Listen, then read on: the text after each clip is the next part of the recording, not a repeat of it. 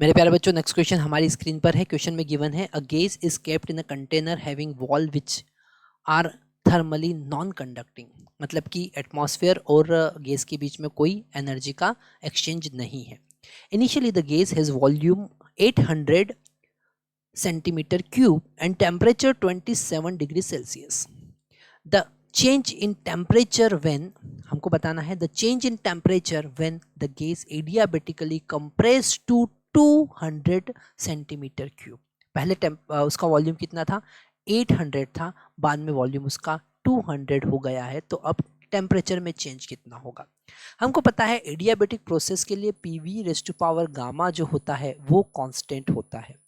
Okay, PV raise to power gamma क्या होता है? कांस्टेंट होता है।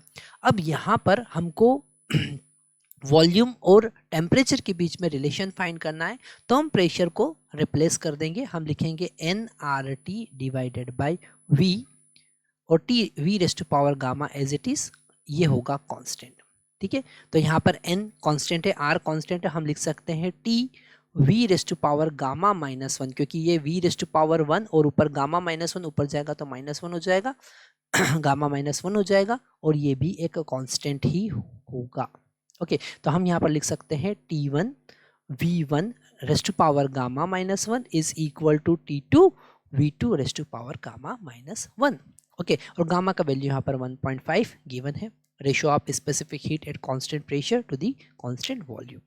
टेम्परेचर स्टार्टिंग में यहाँ पर 27 डिग्री सेल्सियस है, तो हम उसे केल्विन में जब कन्वर्ट करेंगे तो 27 plus 273 that will become 300 kelvin. कितना हो जाएगा? 300 केल्विन। ये तो हमको जनरली पता ही होता है कि 27 डिग्री सेल्सियस का मतलब 300 केल्विन होता है। तो T1 is equal to 300। V1 का वैल्यू यहाँ पर 800 सेंटीमीटर क्यूब दे रखा है। वैसे इसको हम मीटर क्यूब में कन्वर्ट कर सकते हैं, पर हमको पता है कि दोनों साइड कैंसिल होने वाला है, तो इसलिए हम नहीं करते हैं। और ये 1.5 -1 मतलब 1, यहाँ पर 0.5 होगा, जिसको 1/2 हम लिख सकते हैं, है ना। थोड़ा सा यहाँ पे कैलकुलेशन आपको देखना पड़ेगा। गामा -1, ये 1.5 -1 विल बिकम 0.5, और इसको हम लिख सकते हैं 1/2। अब हमको यहाँ पर T2 का वैल्यू फाइंड करना है कि टेम्परेचर बाद में कितना हो जाएगा। वॉल्यूम यहाँ पर हुआ 200, और उसका पावर फिर से हम 1/2 यहाँ पर लिखेंगे। तो T2 का वैल्यू यहाँ पर लिख सकते हैं हम 800 divided by 200 raise to power 1/2, है ना। इसे हम कैंसिल करेंगे तो 4 हो जाएगा। तो 300 इंटू 4 का रूट, क्योंकि 1/2 का मतलब क्या होता है? रूट, मतलब यहाँ पर हमारा आया 600 केल्विन। तो अगर हम चेंज इन टेम्परेचर की बात करें डेल्टा टी, तो बाद में टेम्परेचर हुआ 600 केल्विन, स्टार्टिंग में टेम्परेचर था 300 केल्विन, जो चेंज आया वो आया 300 केल्विन का।